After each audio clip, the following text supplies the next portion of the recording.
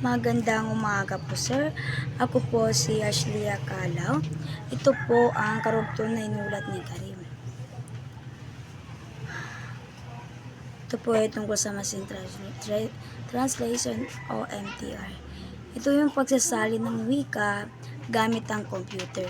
Gamit po ang computer. 5.5. Sabi dito, wala pa talagang computerized bilingual dictionary na sadyang inihanda para magamit sa MTR o machine translation. Bakit? Kasi bakit nga pa wala talaga?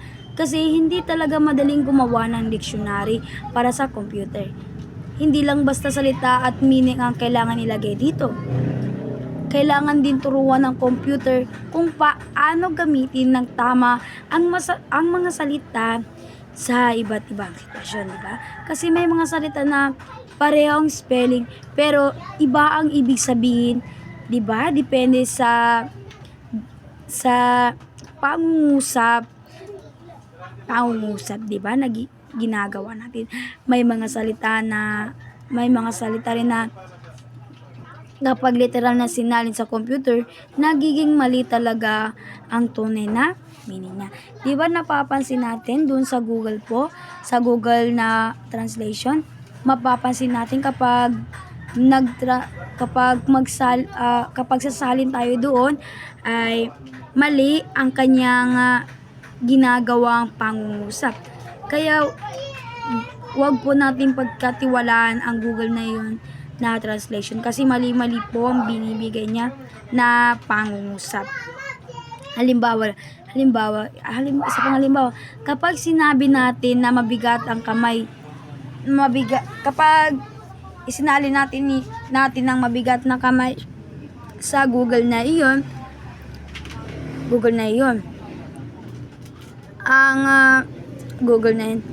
ang computer parang literal na isalin. Kumaga isalin niya sa heavy end. Diba? Yun lang ang maiintindihan niya. Pero kapag ang tao naman, syempre tayo, alam natin, maintindihan natin kung malakas ba siya manakit. Diba? Kaya kailangan natin gumawa ng maraming rules at guide para mas maintindihan pa ng computer ang tamang pagsasalin. Kaya mahirap pa gumawa ng machine translation kasi komplikado ang wika at hindi pa kayang maintindihan ng buo ng computer ang tunay na kahulugan ng mga masalita na gusto nating isalin. Ngayon naman po ay dumako tayo sa 5.5.1. Sabi dito, mas magaling pa rin ng tao kaya sa computer sa pag-intindi ng wika. Bakit? Kasi ang tao hindi lang basta salita ang tinitignan niya. Tinitignan din niya kung ano ang mga sitwasyon, tono, at kung ano talaga ang gustong sabihin ng mga salita na yun. Siyempre, tayo ay meron tayong karanasan. Nakakaintindi tayo, meron tayong karanasan, at meron tayong pag-iisip.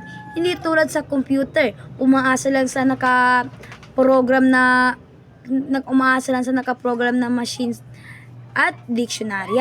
Kaya kung may salita na maraming ibig sabihin, minsan 'di ba nalilito ang computer kung ano ang tamang salin nito. Halimbawa, mabigat, sabi ko nga kanina, nung halimbawa ko po mabigat ang kamay niya, 'di ba? Ang tao, 'di ba tayo, maintindihan natin na kung ano ang ibig sabihin. Baka malakas manakit ang ibig sabihin. Pero 'di ba ang computer, baka isalin niya din sa literal na pagsalin, kaya mali ang dating doon. Isa pang halimbawa, ang tao marunong mag-adjust depende sa usapan. Alam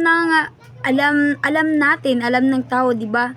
Kung nagseseryoso ba, nagbibiro o galit ang nagsasalita.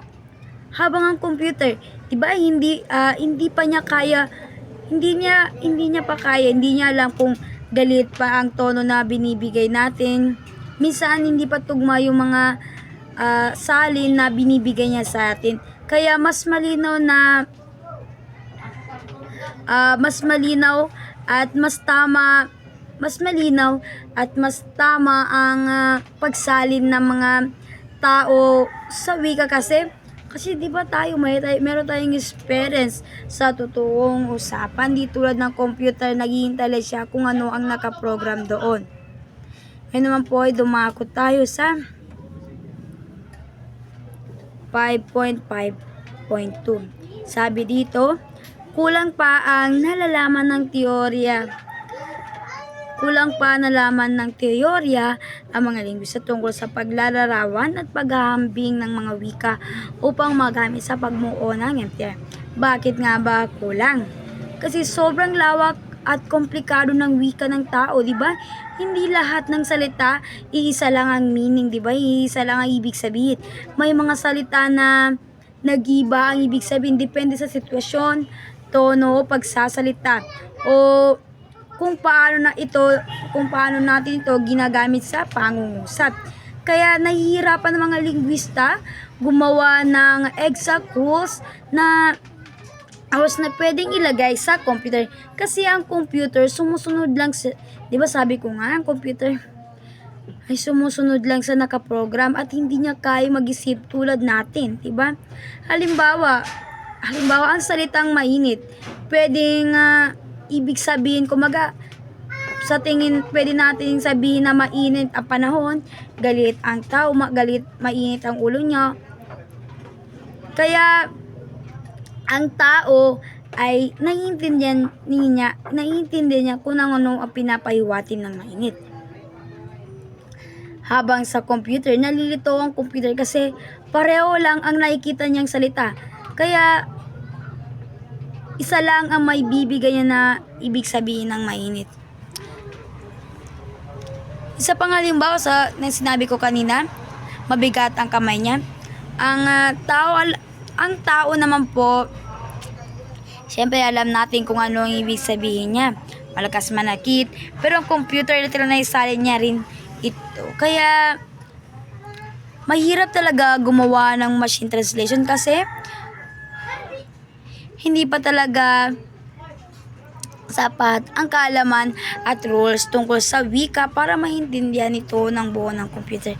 Kaya, tao talaga ang mas nakakaintindi o marunong gumawa kung ano ang ibig sabihin. Pero ngayon ay meron naman tayong bagong mga AI, 'di ba? Na mas magaling na. Kumaga nag-approve na siya.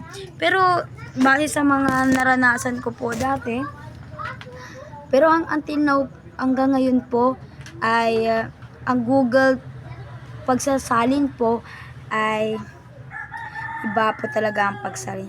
Kapag ang ginamit po natin ay yung mga ChatGPT at iba pa ay parang alam niya na po kung ano ang mga isilayan kasi high-tech na po. Kaya sa kabuuan po sa 5.5 po, wala pa talagang ready na computer's dictionary para sa machine translation kaya mahirap pa itong gawin. Sa 5.5.1 po, mas magaling pa rin ang tao kaysa sa computer sa pagintindi ng wika. Pagintindi ng wika. Kasi ang tao, meron tayong damdamin at naintindi natin kung ang sitwasyon nito. Sa 5.5, wala pa talagang ready na computerized dictionary para sa machine translation kaya mahirap pa itong gawin. Habang sa 5.5.1 po, mas magaling pa rin ang tao kaysa computer sa pagintindi ng wika. Kasi ang tao po ay may damdamin at naiintindihan natin ang sitwasyon. 5.5.2 po, kulang pa ang kaalaman ng mga lingwista sa wika kaya hindi pa perfecto ang machine translation. Kaya sa kabuuan po, kaya magkaiba po talaga ang tao at computer sa pagintindi ng wika kasi tao o tayo nakakaintindi, meron tayong sariling pag-isip, nararanasan natin kung ano ang mga meaning na yun at kung ano ang mga sitwasyon na yun. Habang sa computer naman po ay sumusunod lang siya sa program program na nakalagay sa kanya. Kaya minsan mali pa ang ginagawa niya na salin. O paminsan literal na salin po ang ginagawa niya. Hanggang dito na lang po, sir.